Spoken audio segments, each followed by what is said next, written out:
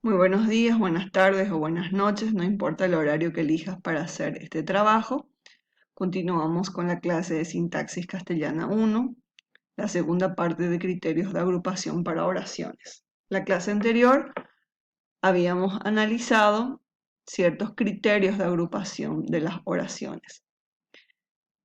Teníamos según la modalidad del hablante, según el tipo de verbo, según la voz. Recordamos principalmente a los verbos copulativos, que constituían oraciones copulativas o atributivas, y teníamos también las oraciones predicativas. Dentro de las predicativas dividimos a las oraciones en transitivas e intransitivas. Las transitivas admitían la presencia del complemento directo y las intransitivas no, que podían tener otro tipo de complemento o también la ausencia de complemento. Vamos a continuar con las oraciones predicativas, pero abordando las pronominales. En este caso observamos que las pronominales son oraciones que tienen un pronombre que acompaña como componente del verbo. Por ejemplo, aquí tengo el verbo arrepentir, que el pronombre puede ir adelante o atrás, en este caso está en la parte final, como sufijo en este caso, ¿verdad? Pero también podemos llevar el pronombre adelante en la conjugación. Por ejemplo, yo digo, yo me arrepiento, tú te arrepientes, él se arrepiente, nosotros nos arrepentimos, vosotros os arrepentís, ellos se arrepienten. Se arrepienten. Entonces, los pronombres átonos que acompañan a las oraciones pronominales son aquellos pronombres que, por ejemplo, tenemos me, te, se, nos, os y se nuevamente. Algunos materiales, tenemos algunos libros que agrupan otra vez las oraciones pronominales en reflexivas o reflejas, que en este caso, ¿verdad? El propio sujeto que realiza la acción recibe a su vez esa misma acción. Por ejemplo, dicen, me peino muy bien. ¿Quién se peina? Yo. ¿A quién peina? A mí mismo, ¿verdad? En este caso, a mí mismo, ¿verdad? Como soy mujer. Y observamos entonces que el pronombre me indica que la acción se refleja otra vez en el sujeto. Yo puedo poner también tú te peinas muy bien, él se peina muy bien, y así sucesivamente. El sujeto recibe otra vez la acción realizada por el mismo sujeto. Entonces tiene una función este pronombre, que es la de constituir complemento directo. Posteriormente tenemos también las oraciones recíprocas. En este caso, el sujeto generalmente es un sujeto compuesto o un sujeto que implica en su semántica a dos o más personas y se construye con verbos en plural y que admiten el refuerzo de la palabra mutuamente. Mis hijas se visitan y puedo agregar la palabra mutuamente. Una hija visita a la otra visita a la otra y así sucesivamente. Se visitan. Puedo poner también Carlos y Andrés. Se quieren mucho. Entonces, no es solamente uno de los componentes del sujeto que quiere, sino ambos. En algunos libros encontramos un tercer tipo de oración pronominal que son las cuasi reflejas. No en todos los materiales se admiten este tipo de oraciones cuasi reflejas con verbos cuasi reflejos, pero ustedes deben conocer como especialistas. Los verbos cuasi reflejos, a diferencia de los reflejos, tienen una función específica, es decir, se utilizan principalmente para expresar movimiento, vida interior o entrada a un estado. No admiten el refuerzo de los verbos reflejos, que sería asimismo o asimisma. Por ejemplo, dice, me voy, el niño se duerme, la comida se enfría, el pan se quema en la tostadora. Si yo voy a tomar como ejemplo, me voy, se trata de un verbo cuasi reflejo, porque si le adicionamos, a mí mismo, la frase no tiene sentido, es decir, prescinde de este refuerzo. Recordemos que el refuerzo es una frase que ayuda a entender mejor o a aclarar la idea. En este caso, me peino a mí mismo o me peino a mí misma. Puedo decir como refuerzo de las oraciones reflejas o reflexivas. En el caso de las recíprocas, puedo utilizar la palabra mutuamente. Se aman mutuamente. En las cuasi reflejas no admite este tipo de refuerzo. Bueno, continuamos con otro criterio de agrupación, que son las oraciones personales e impersonales. Las personales son aquellas que tienen en su estructura un sujeto y un predicado, y si no está presente el sujeto se puede encontrar por más que esté tácito.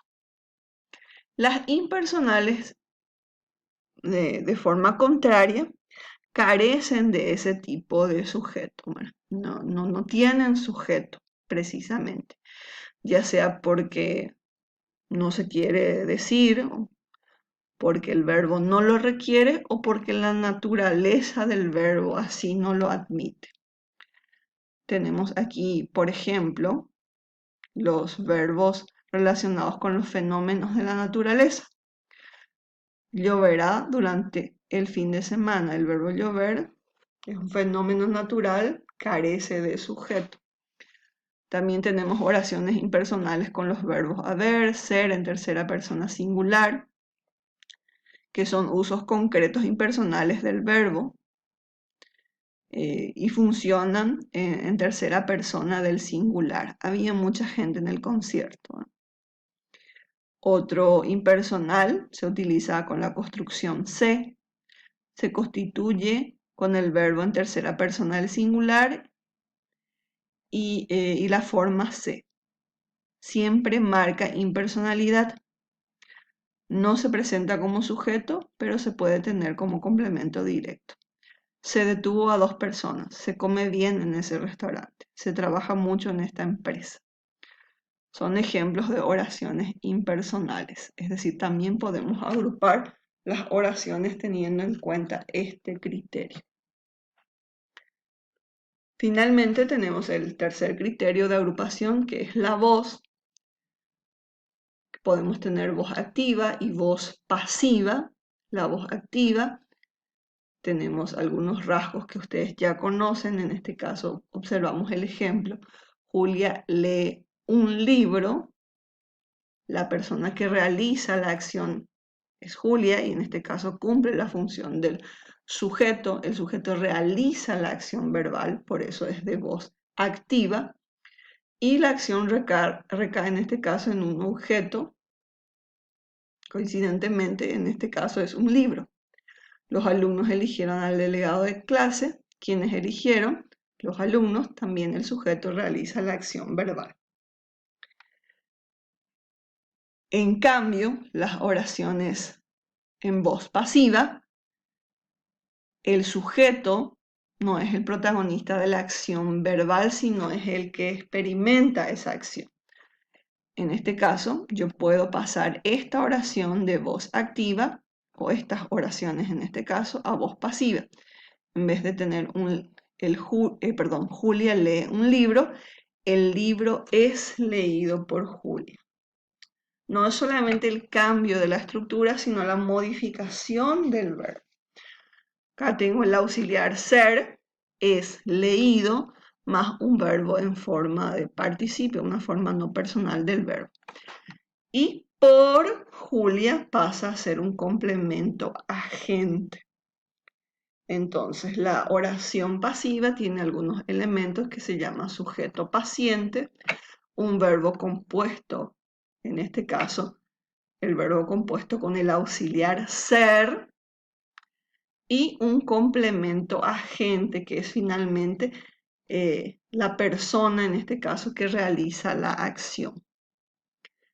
El otro ejemplo había sido los alumnos eligieron al delegado de clase, y aquí tenemos el delegado de la clase o de clase fue electo por los alumnos. También el verbo eligieron se transformó en fue electo. Se le agrega, según el tiempo, el auxiliar ser y el complemento agente, que siempre es introducido por la palabra por los alumnos. Aquí, esta frase constituía complemento directo, aquí sujeto paciente. Pero no es solamente el cambio de la posición, sino sobre todo la transformación del verbo. Fue electo. Es un verbo que introduce ahora un auxiliar ser en este caso. Y el verbo principal en este caso constituye un participio irregular por la terminación to, ¿verdad? Vamos a recordar que los participios son ado, ido, sus terminaciones más comunes, las regulares, pero también tenemos todos 8 como terminaciones del participio. Observamos algunos análisis aquí de la comida ha sido degustada por los comensales. En este caso tenemos el verbo auxiliar ser, se convirtió en sido porque tenemos un verbo de tipo compuesto, es decir, la oración anterior, la oración activa, sería los comensales han degustado la comida, pero al pasar a la voz pasiva quedó la comida ha sido degustada por los comensales. Complemento agente, sujeto paciente, verbo en forma compuesta con el auxiliar ser. En este caso, como era luego un verbo compuesto con el auxiliar haber, se incorpora un tercer auxiliar que es el ser. Para nombrar esta oración tenemos una oración de tipo simple, es un criterio de agrupación, predicativa, pasiva, enunciativa, afirmativa. Recordemos que las enunciativas son lo mismo que las declarativas. La noticia fue escrita por un importante periodista. Esta es la oración pasiva, la activa podría ser un importante periodista, escribió o escribe, en este caso está en pasado, entonces escribió la noticia.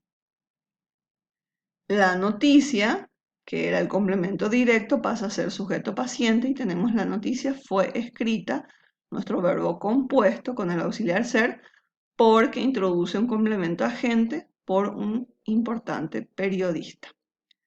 La denominación, oración simple, predicativa, pasiva, enunciativa, afirmativa. Aquí también observamos algunas oraciones que ustedes pueden analizar detenidamente también en el material de apoyo que está disponible en la plataforma.